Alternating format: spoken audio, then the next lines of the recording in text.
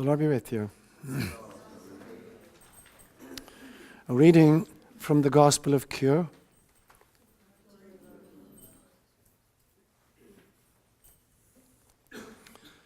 Jesus spoke to his disciples, "Don't be anxious about your life. Don't worry about getting enough food or having clothes to wear. Life means more than food, and the body is more than clothing. Look at the ravens. They don't plant seeds or gather a harvest. They have neither storehouses nor barns, yet God feeds them. Aren't you more important than birds? Can any of you, for all your worrying, add a single moment to your life? If worry can't change the smallest things, then why be anxious about the rest? Look at the lilies that grow wild in the fields. They don't weave clothes for themselves. But I tell you, even King Solomon, in all his splendor, was not dressed as beautifully as these flowers. If that is how God clothes the grasses, which are green today and burned in the sun tomorrow, how much more will God provide for you? How little faith you have.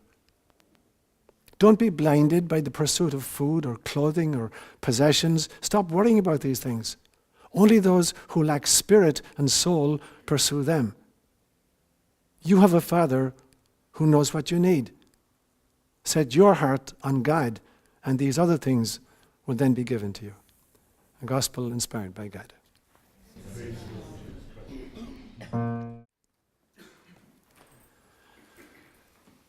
On Tuesday morning last, I decided to defrost my fridge,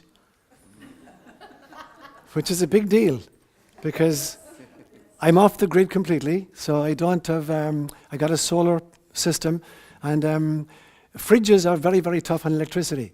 Anything that converts electricity either to heat or cold is really tough in the system. So I have an 8 kilowatt system, which is pretty much dedicated to the electricity in the house for computers and lights and stuff like that. But I have a big propane tank, a 500-gallon propane tank that dries my cooker and my refrigerator. And because it's a propane fridge, it's an old fridge that was actually manufactured by the Amish community. And it doesn't have a self-defrosting mechanism. So according to the instruction booklet, I'm supposed to do it every few months. But I hadn't done it for at least 3 years. At least 3 years. And so I don't have a whole lot of food in my fridge to begin with, but what was there I couldn't even get at.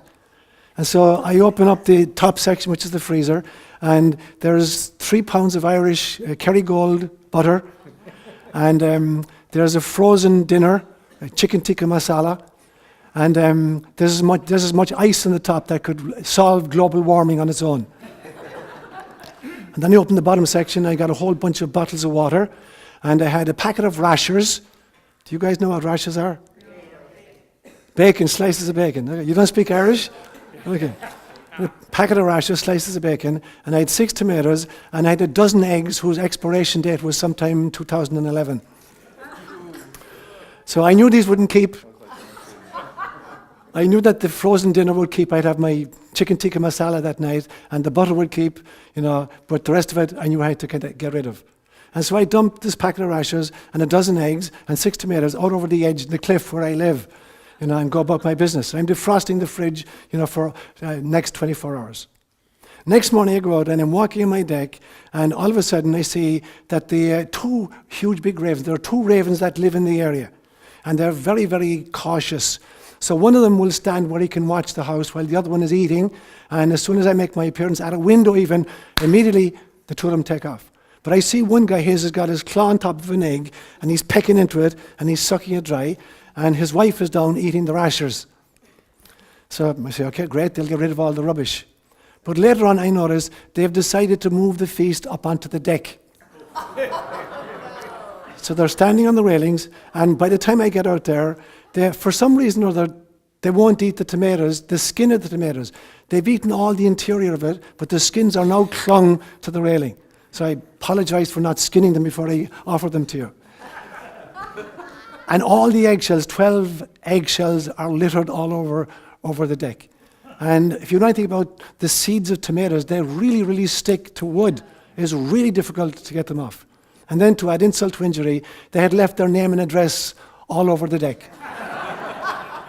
So there are these big pastel-coloured splotches with dark, deep interiors, which are equally resistant. So I go out there with a little nail brush, and I'm scrubbing these, and I have a power washer. It took me an hour to get rid of all the crap. So I finished, that was it, I'd done my job. So the next morning I go back out into the deck, and they've repeated the performance. I don't know where they got this excess stuff. Maybe they'd squirrel it away someplace. Back on the deck, and the whole place is littered with eggshells and with the tomato seeds, and just plot their name and address back there again. So I cleaned the whole thing off a second time. And I then began to think of this phrase of Jesus Christ, look at the ravens. God feeds them. And I said, right. How many other ravens get a full Irish breakfast with the eggs done sunny side up? But then I noticed an amazing thing. On the railing, I found that one of the ravens had dropped his beak. I kid you not. There's a beak sitting on the railing, about this length. It's black and grey, and I pick it up, and the interior is hollow. There's some tissue still left in it. So I have no idea what the deal was. It's not like I had fed them like hard nuts or anything. It was like eggs and rashers. But he had dropped his beak. Literally, the beak is sitting on the railing. So for the rest of the day, I'm watching them flying around. They stay around the compound constantly. But I'm trying to look through binoculars to see what does a raven without a beak look like. They're flying around. I can't get a beat. So I have no idea what the deal is. But he dropped off his beak. Now, I don't know if I tried to check it on Wikipedia, and I didn't find. There was one great story in Native American Indian tradition about a raven who lost his beak, but it was done by the other animals. But I could see no place else. What's the deal with a raven who drops his beak on top of my railing? So I got a souvenir. I got a raven beak. How many more people have a raven beak? Okay. So that's what I want to talk about this morning.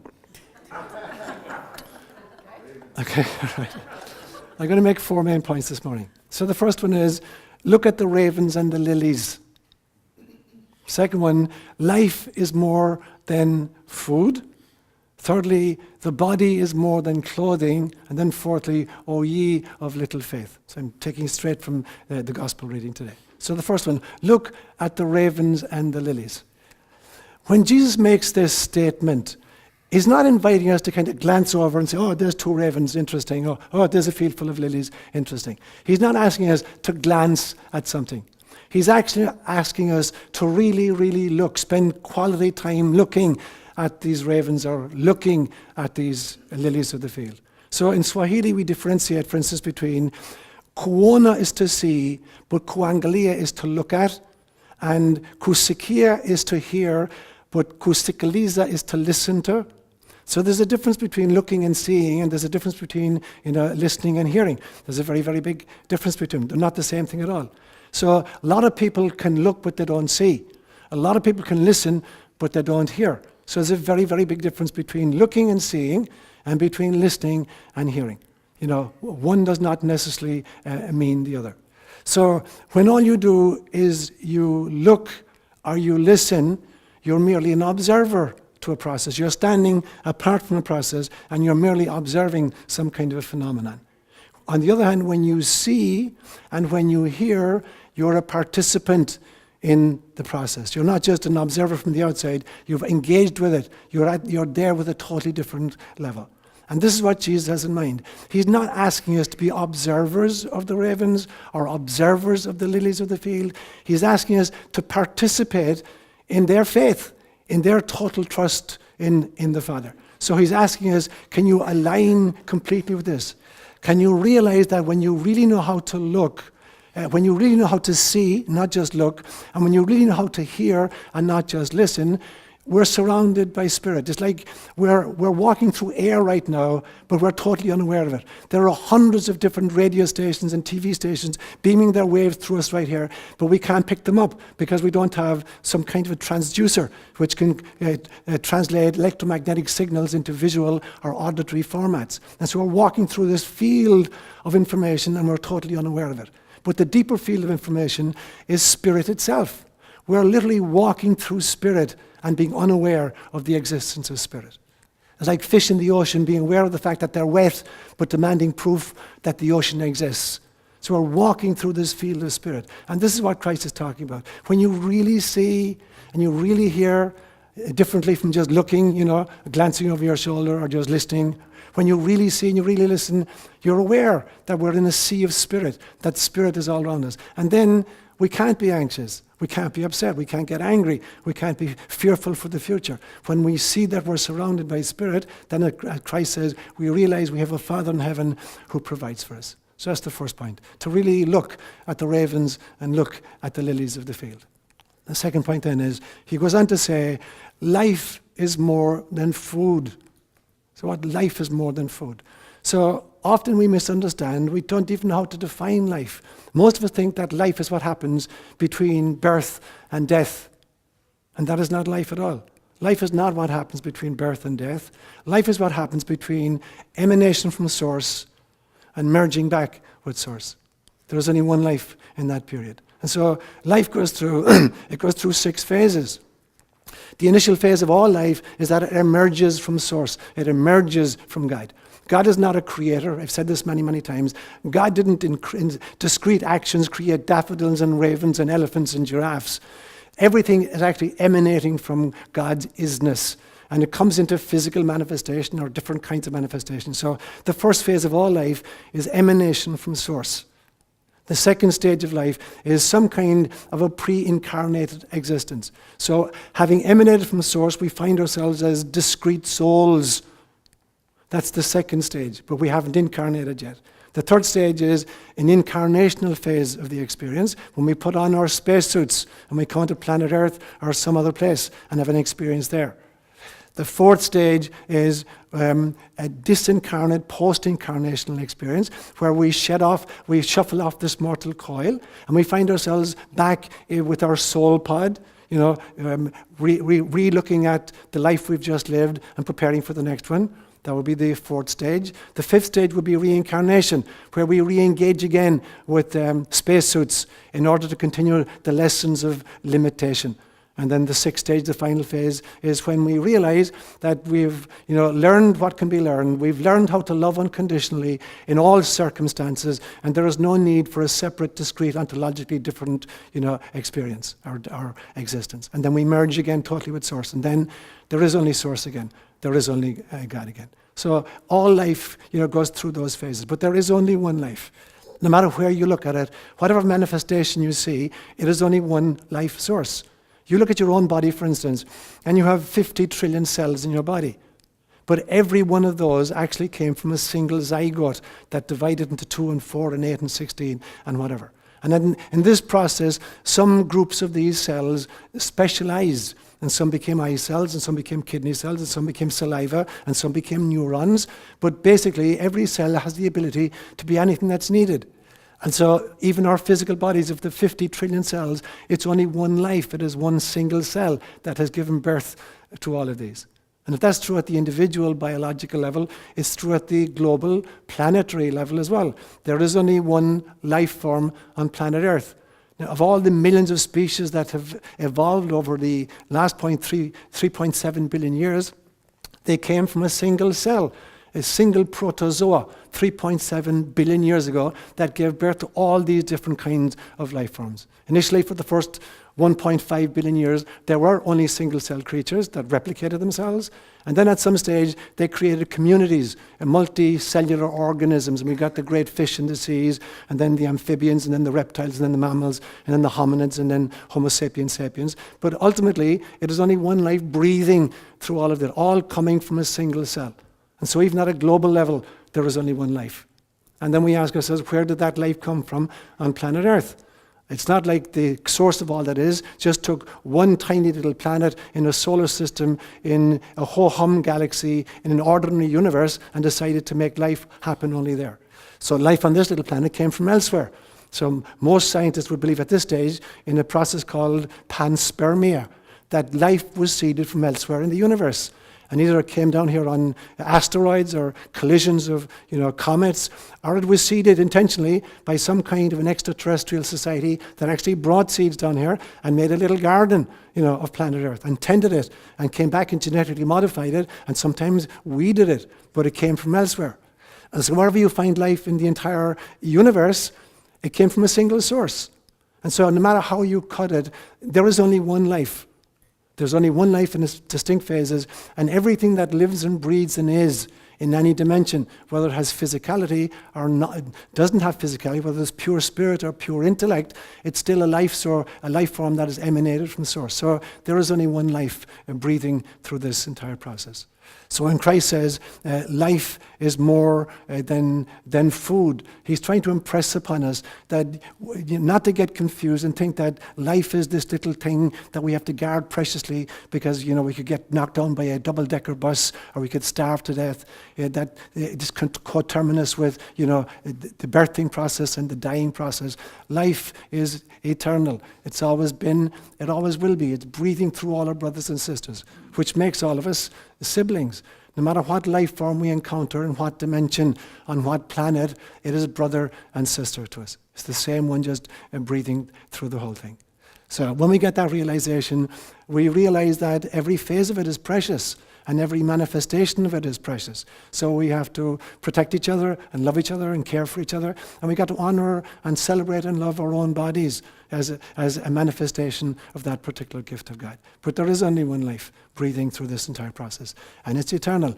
It has different phases, but it is totally eternal. There's neither a beginning nor an end to that process. That for me is what Christ is talking about, in impressing upon us that life indeed is much, much more than the food we eat. And the third point, he would then say, the body is more than clothing. And again, the body is one of these terms that Western science has radically impoverished. We act in the West as if the body is merely, that jumble of flesh and blood and tendons and, with a little endocrine system and an immune system and a nervous system and a cardiovascular system wrapped up inside in a skin-encapsulated ego, as if that is the body. And of course it's not. That's an extraordinarily impoverished notion of what body is. Other systems had much larger and much more a greater understanding of what the body really is. And so, for instance, in ancient Egypt, there were two levels of body, what they call Ka and Ba. Ka is kind of the physical articulation that we can see and touch. Ba is the kind of the feel, the energy template out of which the physical body came into manifestation. And modern, vibrational medicine or energy medicine recognizes that. Stuff like homeopathy or acupuncture, that you're treating a level of the body which is not just the physical stuff. It's some kind of an etheric template. So the Egyptians got that thousands and thousands of years ago. The Greeks went one better. The Greeks had 3 words for body. There was the word sarx, soma, and pneuma. And sarx was the flesh and blood body that the West talks about. And soma is the etheric body that the Egyptians spoke about. And then pneuma is the spirit body inside this. And so there are 3 levels to body in the Greek understanding. And in fact, when you're reading the New Testament, you cannot make sense of resurrection or you cannot make sense of Eucharist unless you understand this distinction in Greek. Unless you understand when Paul is writing, particularly in his first letter to the Corinthians, particularly chapters 11 and chapters 15, where he talks about resurrection and he talks about Eucharist, you can't understand what Paul is saying about either unless you appreciate that he's using the word body with 3 different Greek words. Sometimes sarx, sometimes soma, sometimes pneuma. So he says, for instance, sarx cannot inhabit the kingdom of heaven. Flesh and blood does not inhabit the kingdom of heaven. So resurrection is not about the molecular reconstruction of a decayed corpse in order to inhabit an afterlife in heaven. It's not about that, he's saying. He says sarx can't inhabit the kingdom of heaven. It's the spirit body that inhabits that level of reality because it's got the appropriate vibrational frequencies. So you can't even understand Christ's resurrection, or we can't understand our own resurrection, and we can't understand Eucharist. To participate in Eucharist, to eat the body and drink the blood of Jesus Christ, is not to bite into his kidney, or to chomp on his big toe. It's about encountering a totally different level of Christ, of body. And so both resurrection, and Eucharist can only be understood when we understand what body really means. But if the Greeks did it well, the Hindus did it much better. The Hindus have 7 different levels of body. So there's the physical body that we identify with in the West, and then there's an etheric body vibrating at a higher frequency, which acupuncture or homeopathy will address. There's an astral body, which is the dream body, the one that you use at night when you're traveling interdimensionally. And it's the place where, according to Hinduism, you download all of the information from an incarnation. It's held at that level. There's a 4th level of body they call the mental body, which is the place of ratiocination. It's the place from which we download all our great ideas. There's a place called the causal body, the 5th level, where we experience our psychic abilities, clairvoyance, clairaudience, clairsentience, precognition, psychokinesis, all these kinds of things. So that's another level of who we really, really are. There's a 6th level that they call Atman, which is the individual soul. And then there's a 7th level called Brahman, which is cosmic consciousness. And so many other systems have much, much better understandings of what body consists of. So you then take, for instance, a soul who decides to incarnate. And at some stage of the pregnancy, it docks with an embryo or a fetus, depending on what stage it decides to come in. But it docks with this little embryonic figure. And it has to learn how to manipulate and use this strange kind of a mechanism that we call a physical body. It has to kind of stretch into the arms and stretch into the legs. It has to learn how to adopt physicality and how to make the machine work. And then at some stage after it's born, it has to learn the emotional aspects of this machine. And at some stage, it has to learn the intellectual aspects of this machine. And at some stage, it has to learn the sociological aspects, how to be in relationship using this machine. And it takes a long time for a child to grow into that realization. The soul is learning to manipulate the machine in some senses. And the very same thing happens with people who are on the road to a spiritual enlightenment. We have to learn how to inhabit all the levels of body. Just like the little embryo is learning how to inhabit all the levels of the spacesuit, the physical part, the emotional part, the intellectual part, and the social part. Souls on safari, people who are serious about their incarnational mission, about trying to become enlightened, we have to learn how to maneuver, control, and inhabit all of these other levels of body. We're not just physical beings. We have to learn how to access and be, in partnership with our etheric or energy body. We have to learn how to do out-of-body experiences when we're dreaming at night and to utilize that as part of our spiritual journey. We have to learn how to use our mind, not just to learn data, but to access wisdom. Data is just knowing how the physical world operates. Wisdom is understanding how the metaphysical, non-physical universe operates. We have to learn to go into our causal body and really begin to experience our psychic abilities. We all have them. How often have you thought about somebody who hadn't come into your mind for 3 years, and just as you're thinking of it, the phone rings, and it's that person. So all of us experience, these psychic qualities. So growing into that is part of the journey. Beginning to identify with our soul, realizing that we're spirits in spacesuits, that we're souls on safari, that we're bite-sized pieces of God having a human experience. And then ultimately being prepared to merge with Source and to realize that even the soul itself is the first illusion on the way out from God and the last illusion on the way back into God. Because the soul really is just a dream that God is having. And when the soul dreams a body. And when the body dreams an ego. And when the ego dreams, it dreams a lifetime. So life is just a dream that the ego is having. And the ego is just a dream that the soul is having. And the soul is just a dream that spirit is having. And spirit is merely a dream that Source is having. And so our ultimate identity is Source. We are players in God's drama. We are participants in God's dream. And we need to play our parts as well as we can. We need how to perfect our acting techniques. In other words, to learn how to love in this configuration. And not to mix up, think that our body is just a little clay vessel. And the fourth point Christ makes this morning is, when he then says, "O ye of little faith." Here's another word that has been radically misunderstood, particularly by religion and by the Christian churches in very particular. We think faith is making saying yes to a creedal formulation of made-up doctrine. So we think faith is saying, yes, I believe in the virgin birth, or yes, I believe in the infallibility of the Pope, or yes, I believe that Moses parted the Red Sea and let the Israelites through. We think faith is, subscribing to a list of dogmas or doctrines and that the churches offer to us. And that is not what faith has. Faith has nothing got to do with that. Faith is not an affair of the head at all. It's an affair of the heart. So they have misunderstood the first word. The word was not credo, which means I believe. It was cordo, which means I give my heart to. So cordo became credo. So an affair of the heart became an affair of the head. So faith is not really an affair of the head. It is not saying, yes, I believe. Has nothing got to do with belief. Has nothing got to do with intellectual assent. It has everything to do with trusting with along my heart to move out towards. So I'll give you a brilliant example of what real faith looks like. Real faith looks like a newborn infant whose utter trust actually manifests a loving mother. That's what faith looks like. When you have that level of faith, when you have the faith of a little newborn infant, you literally manifest a compassionate mother. It's the baby's faith that manifests the mother. The baby knows as soon as it comes out of the womb, it will manifest a woman who will take care of all its needs. That's what faith looks like. The child is not sitting down and calculating, how he's going to survive at this level. The child has literally manifested his mother through the faith. That's what faith looks like. And so there's what Christ is calling to us. He's calling to us to that level of trust in the universe that all our needs are provided for us.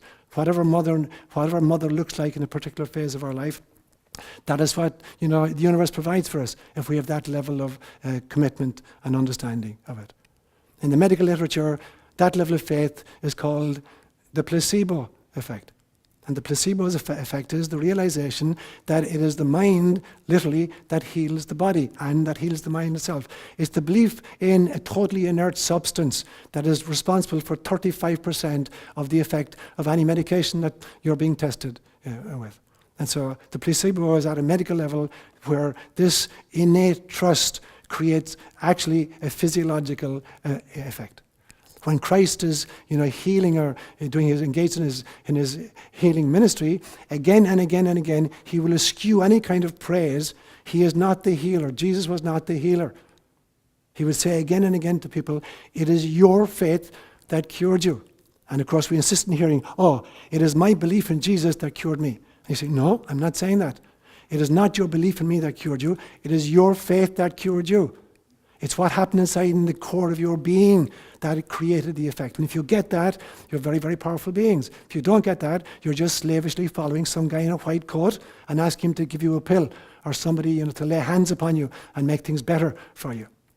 You can trigger that in people by particular kinds of rituals, and certainly you can direct energy at people and help them to activate that energy, but the energy is within. It is not your faith in any individual or any procedure that's going to make the difference. At least it's not the procedure that's going to make the difference. It's your faith in the procedure that's going to make the difference. So all healing in some senses is self-healing. It is the psyche or the soul healing itself from the inside out. And Christ is, pushing this constantly.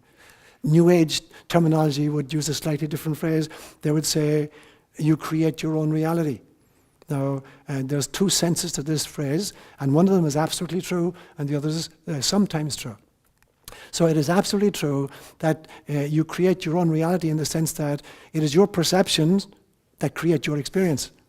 10 of us can be at a ball game together and watch a particular play, and because of our perceptions, each one of us will create a totally different storyline, and the experience of that event will be radically different for each one of us. So it is always true that we create our own reality in the sense that our perceptions create our experiences of what have just occurred. Now, sometimes, not always, but sometimes, our thinking can actually manifest and actually bring into physicality that which it thinks about. So we do this regularly, in our speech. You are constantly bringing into physical articulation a thought form. Every word you speak, was born of a thought. So there's a non-physical reality, a thought, that you give birth to in an acoustical event. a sound, or you write it down on a piece of paper. Everything you see around you was some kind of a thought form originally. These benches here started off life as an idea in some carpenter's mind. And then he assembled a whole bunch of physical material and he brought into being, a desk or a chair or a bus or a car or whatever. So everything we see around us in the physical world originated as a thought form. And when a lot of people have the same thought form, it becomes easier to bring stuff into existence. And this is the importance of and the deadliness of propaganda. If you invite or force a whole bunch of people to think similarly about any event, it creates that reality. Whether it's, to bomb Syria, or to be prejudiced against the Jews, or whatever it is, you get a whole bunch of people with the same thought form, actively, conscribed by propaganda, and it manifests that reality as well. So at that level, even in the physicality of us, we're bringing stuff into reality. Even in the afterlife, do heaven and hell exist? If enough people are taught by enough churches to create the notion of a hell, then the possibility is that when we transition, that people who believe in that system will experience that reality. Not infinitely, but as a stage in their process. At some stage, when we've been punished enough, we realize there must be something more to this. We begin to peep outside the box, and then as soon as we think of other possibilities, we begin to create other possibilities. And so the road to heaven is not just in a transition from being alive to being dead. It's an infinite safari in which we think up and dream up and imagine up greater and greater possibilities of unconditional love. And to the extent that we can dream those, we can create those.